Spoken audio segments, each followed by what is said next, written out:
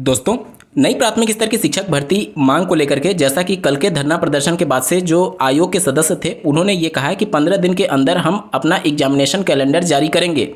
जिसमें प्राथमिक स्तर की शिक्षक भर्ती से संबंधित आंकड़े भी शासन के सामने रखे जाएंगे और अगर शासन मंजूरी देता है तो उसको उस कैलेंडर में शामिल किया जाएगा। ये सुबह के वीडियो में मैंने आपको बताया था। यहाँ पर पूरा जो रोल है वो शासन का है। आयोग जो है वो एक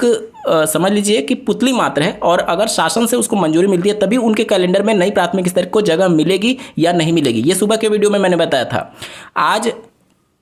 दिनांक 30 जुलाई 2024 दिन मंगलवार को विधानसभा के द्वितीय सत्र में जो उत्तर प्रदेश के बेसिक शिक्षा मंत्री जी हैं उनसे सवाल पूछा गया कि नई प्राथमिक स्तर की शिक्षक भर्ती को लेकर के सरकार का क्या कुछ रोड मैप है, तो उनके द्वारा क्या कुछ जवाब दिया गया आप अपने स्क्रीन पर देख पा रहे होंगे।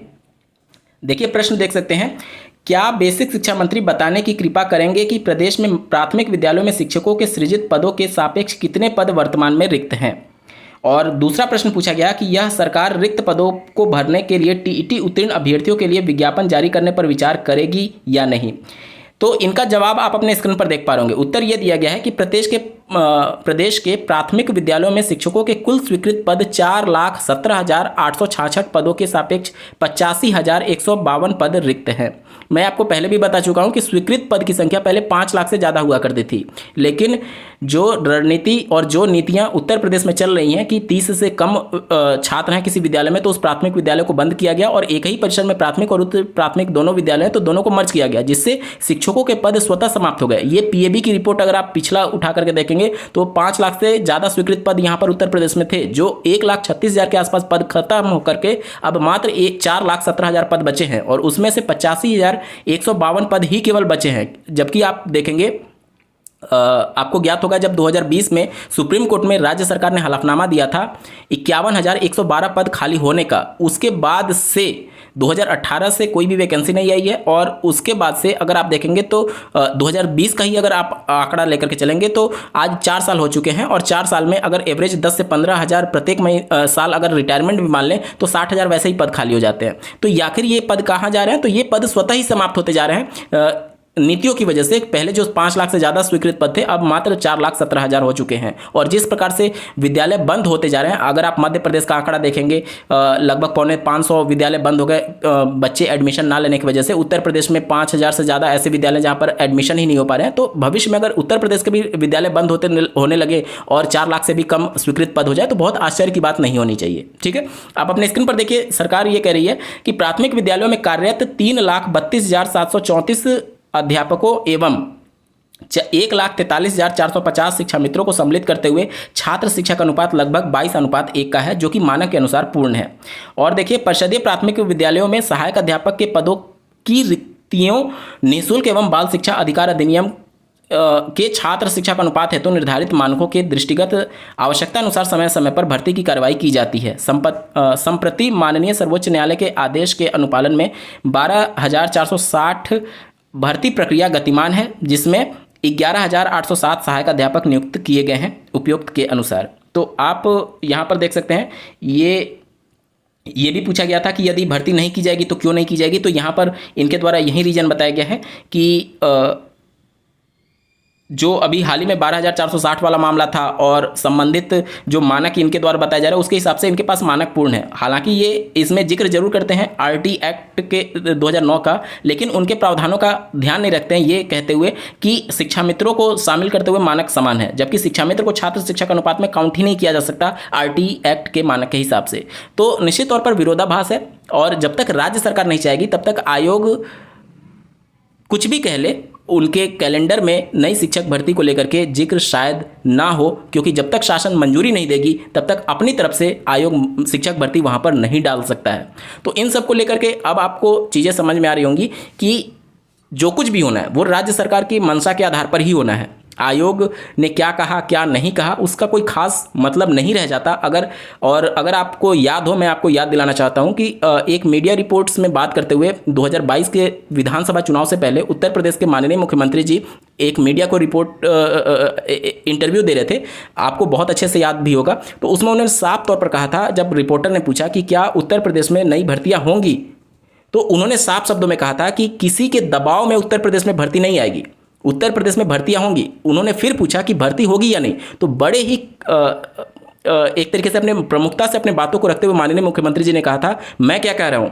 कि भर्तियां जरूर होंगी लेकिन किसी के दबाव में नहीं होंगी। तो इन सभी चीज़ों से अब आपको हिंट लग रहा होगा कि उत्तर प्रदेश में नई प्राथमिक स्तर की शिक्षक भर्ती मामले को लेकर के राज्य सरकार का रुख क्या है, क्योंकि राज्य सरकार कई समय से, काफ़ी समय से विधानसभा में एक ही जवाब दे रही है कि हमारे पास 85,000 पद तो खाली हैं, लेकिन छात्र शिक्षक अनुपात मानक से भी नीचे है जब शिक्षा मित्रों को काउंट कर लिया जाता है। जब आरटी मानक का आप हवाला दे रहे हैं तो आरटी मानक में यह भी लिखा गया है कि आप शिक्षा मित्रों को और अनुदेशकों को छात्र शिक्षक अनुपात में काउंट नहीं कर सकते। बावजूद इसके इनको लगातार काउंट किया जाता है और जो पद वाकई में विज्ञापित किए जाने चाहिए वो विज्ञापित नहीं हो पा रहे हैं इन्हीं सब कारणों की वजह से और नीतियों की वजह से, क्योंकि एक तो लगातार विद्यालय बंद हो रहे हैं जिसकी वजह से शिक्षकों के स्वीकृत पद स्वतः ही समाप्त होते चले जा रहे हैं।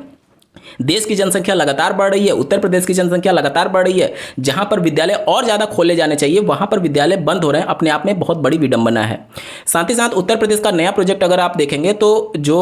न्याय पंचायत है वहां पर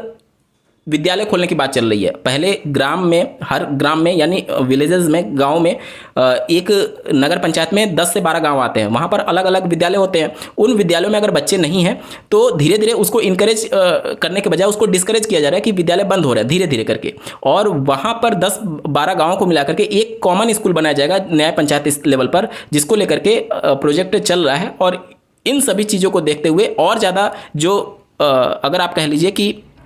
टीचर्स हैं उनकी स्वीकृति में कमी आएगी। यहीं विद्यालय मान लीजिए कि धीरे धीरे करके बंद हो गए और न्याय पंचायत लेवल पर एक विद्यालय खुला और सभी गांवों के बच्चों को उसमें ले जाने के लिए सुविधा भी कर दी गई, लेकिन सबसे बड़ा सवाल यह है कि क्या सभी बच्चे उस न्याय पंचायत विद्यालय में जाएंगे? अगर मान लीजिए वहां पर छात्र संख्या और कम हो जाती है तो वहां पर टीचर्स की संख्या और कम हो जाएगी। मतलब कि एक तो यहाँ से विद्यालय बंद हो गए, ऊपर से वहां पर टीचर और सरप्लस में हो जाएंगे, जो कि वहां से जब ट्रांसफर होगा तो किसी दूसरे जिले में और वो सरप्लस करेंगे। तो कहने का मतलब कि देखिए, जनसंख्या जिस हिसाब से बढ़ रही है, उत्तर प्रदेश में जिस प्रकार से शिक्षा का स्तर है, यहाँ पर जनसंख्या के हिसाब से और ज़्यादा विद्यालय खोले जाने की आवश्यकता है। अगर विद्यालय में एडमिशन नहीं हो पा रहे हैं तो यहाँ पर राज्य सरकार की जिम्मेदारी है, आपने इंफ्रास्ट्रक्चर उस हिसाब से नहीं डेवलप किया है ताकि बच्चे अट्रैक्ट हो सरकारी विद्यालयों में। आप दिल्ली के विद्यालयों को देखिए, वहाँ पर बच्चे सरकारी विद्यालयों में ज़्यादा अट्रैक्ट हो रहे हैं, क्योंकि देखिए शिक्षा की जब बात आती है तो नो डाउट आप प्राइवेट स्कूल में पढ़िए या फिर सरकारी स्कूल में पढ़िए, जब तक बच्चे को आप घर पर नहीं पढ़ाएंगे तब तक बच्चे को सही शिक्षा नहीं दी जा सकती। लेकिन एटलीस्ट आप इंफ्रास्ट्रक्चर जब डेवलप करेंगे तो वो चीज़ें जिसे देख करके एक अभिभावक अट्रैक्ट होता है कि मेरा बच्चा एक अच्छे स्कूल में पढ़ेगा, एटलीस्ट वो मानसिकता उसकी बदलेगी। और जब आप इंफ्रास्ट्रक्चर अच्छा देंगे, पीने के पानी की व्यवस्था अच्छा देंगे, बिजली होगी, अच्छा आप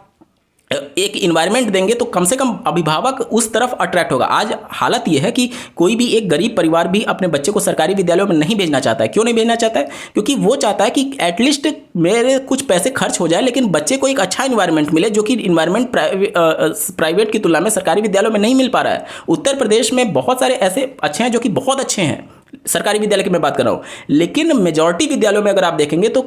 यहाँ पर व्यवस्था ठीक नहीं है इंफ्रास्ट्रक्चर को लेकर के। कई जगह तो ऐसी भी व्यवस्था है जहाँ पर एक ही क्लास होती है और उसमें डेस्क और वो सारी व्यवस्था होती है जिसकी वजह से बच्चे को बाहर चबूतरे पर बैठ करके पढ़ना पड़ता है। कई विद्यालयों में आज तक बिजली की व्यवस्था तक नहीं है, कई विद्यालयों में पीने के साफ पानी की व्यवस्था नहीं है, कई विद्यालयों में अगर आप देखेंगे तो टॉयलेट की व्यवस्था नहीं होती है। और न्यूज़पेपर में भी ये आया था अभी कुछ दिन पहले, आपने देखा होगा कि कहीं पर टॉयलेट होते हैं तो वहाँ पर बच्चों को टॉयलेट यूज करने नहीं दिया जाता है, वहाँ पर ताला बंद करके रखा जाता है, टीचर्स अपने लिए रखते हैं। तो ये सारी समस्याएं हैं जिसकी वजह से निश्चित तौर पर शासन को इंफ्रास्ट्रक्चर पर फोकस करने की जरूरत है और साथ ही साथ शिक्षा के बजट को बढ़ाने की जरूरत है। इन सभी मामलों को लेकर के आपका क्या कुछ कहना है कमेंट के माध्यम से जरूर बताइएगा और ऐसे ही महत्वपूर्ण अपडेट के लिए चैनल को सब्सक्राइब करना ना भूलें। इस वीडियो को देखने के लिए आपका बहुत बहुत धन्यवाद। भगवान करे आपका दिन शुभ हो।